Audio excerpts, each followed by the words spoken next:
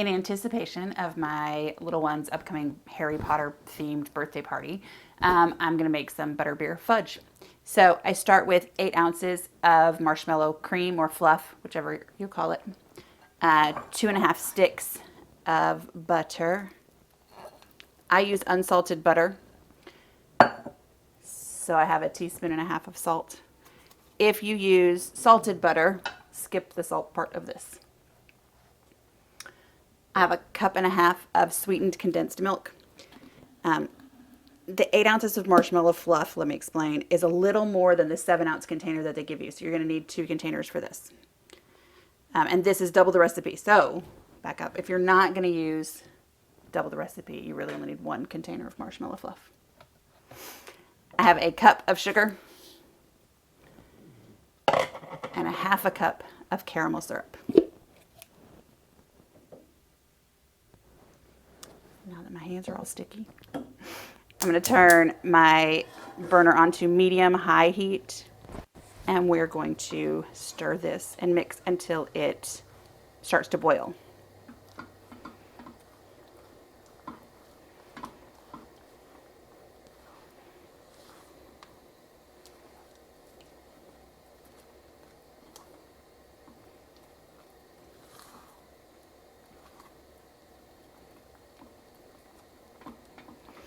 My butter is at room temperature. Yours does not have to be. It's going to take a little while longer for it to come to a boil if you use cold butter. I just happen to have butter at room temperature, so that's what I used.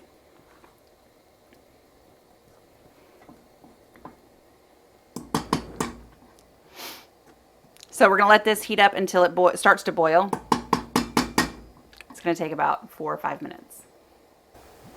Okay, so it's starting to bubble. You can see the little bubbles around the edges. So we're going to keep stirring, and we're going to set a timer for 4 minutes. And we need to continue stirring this for the next 4 minutes. It should turn like a golden brown color as we do it. All right, now that our mixture has boiled for about 4 minutes and we have continuously stirred and it's turned that nice golden brown color, we're going to stir in about 22 ounces or 2 bags of butterscotch chips. And we're going to keep the heat on for this. I'm doing it slowly because this pan is a little small for how much I have in here.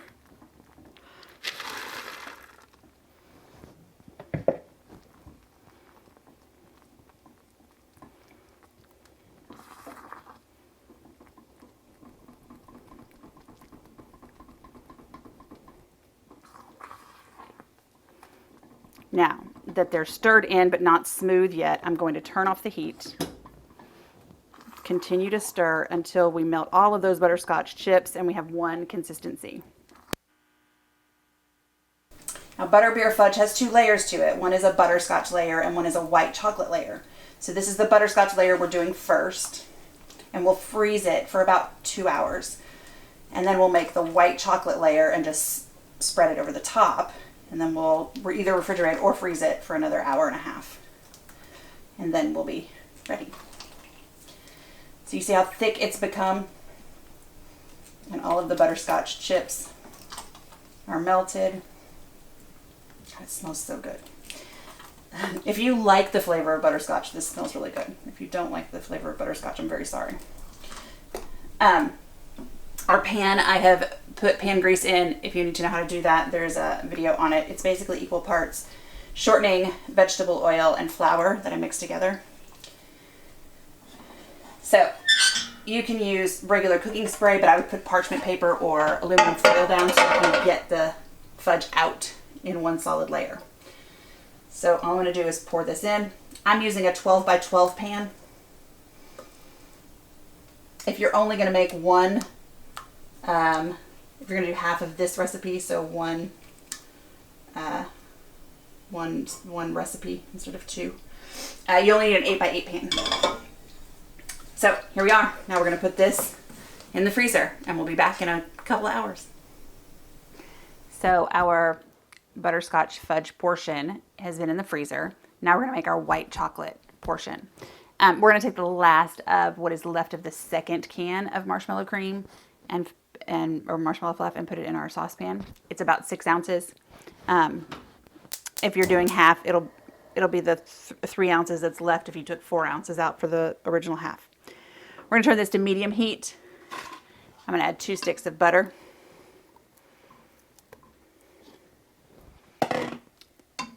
Half a cup of sweetened condensed milk.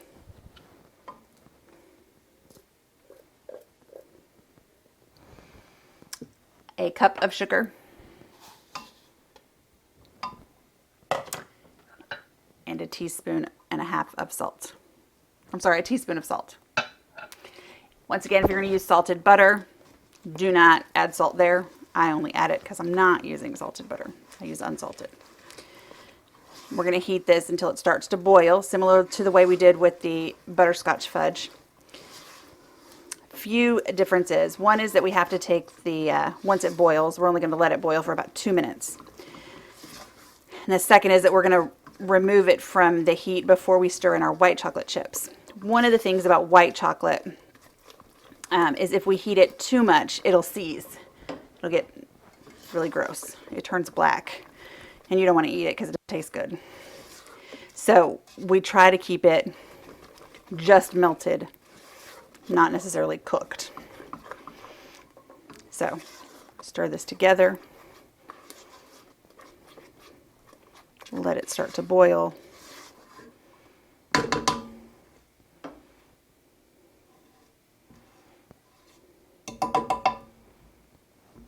So it'll take just a couple minutes. So our mixture is just starting to boil. I'm going to set a timer for 2 minutes. And then we're going to sit here and stir for the next 2 minutes.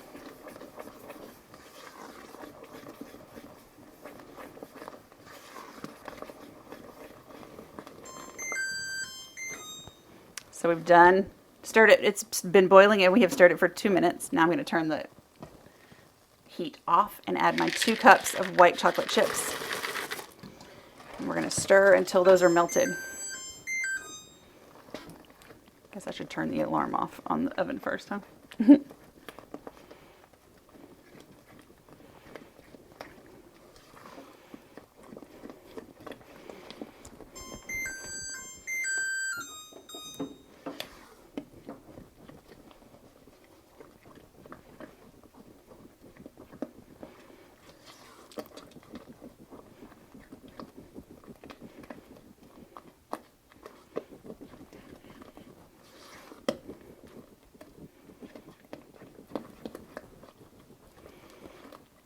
Okay, my white chocolate is not melting enough for it to be smooth. So I'm going to turn my heat on just a little.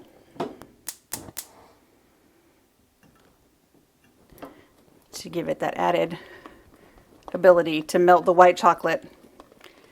It's I've set it between low and medium, but closer to low. Just to get that white chocolate to melt.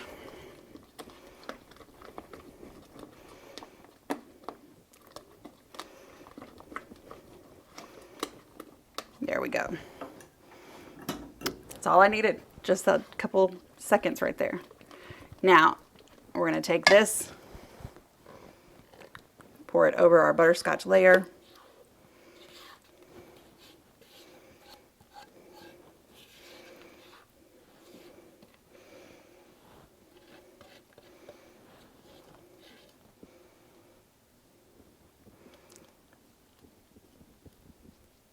I'm going to push it into every corner to make sure we get a little bit on all of it. And then we're going to put this, I can put it back in the freezer if you want to make it go super fast for about an hour, or we can chill it in the refrigerator for about 2 hours. It's completely up to you how long you want it to chill.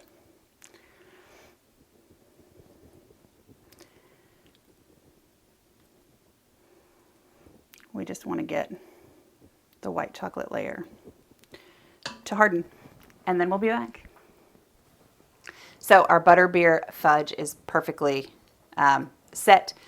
As you can see, little layer of butterscotch, layer of white chocolate on top. I only cut 1 inch by 1 inch squares at the most because fudge is super rich, and if you do anything more than that, it's just too much in my opinion. And I'm going to store these in an airtight container. in the refrigerator, and you can do that up to 3 months.